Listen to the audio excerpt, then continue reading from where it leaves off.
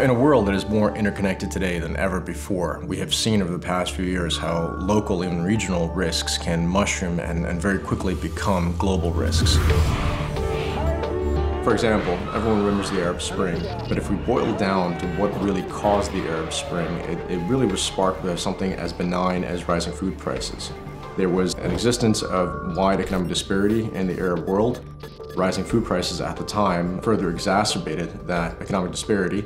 This led to social volatility, led to popular protest, and ultimately what we've seen is regime change and overthrow of regimes that were in power for over 3 decades. As we've learned from businesses that had very good operating models, very good contacts in countries like Egypt and Libya and Syria, when you have a large political upheaval like what we've seen in the Arab Spring, all of those connections go away. This is how these risks evolve. And today we do see similarities in countries in Asia, in countries in Europe, and countries in Latin America.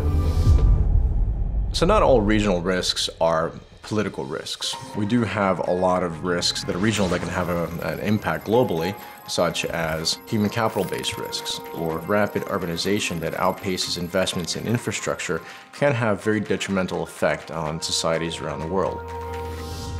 For instance, we've seen in West Africa where rapid urbanization has led to densely populated areas with very poor access to sanitation and very poor access to healthcare. This has created an area that's ripe for fast-moving infectious diseases or epidemics such as Ebola. These types of risks can have a very strong, very powerful impact on companies because when you have an outbreak of an infectious disease like Ebola, all businesses shut down. If it gets bad enough, you'll even have air traffic and you have transportation links that are cut off, and that can have a very significant impact on businesses that rely on these countries for supplies or manufacturing of goods. Businesses that operate in this very interconnected world, the best thing they can do is to make sure they understand what risks they're exposed to, build proper mitigation plans to be better prepared if these risks eventually affect them, and therefore build in resilience at their businesses so that they can bounce back even stronger than before.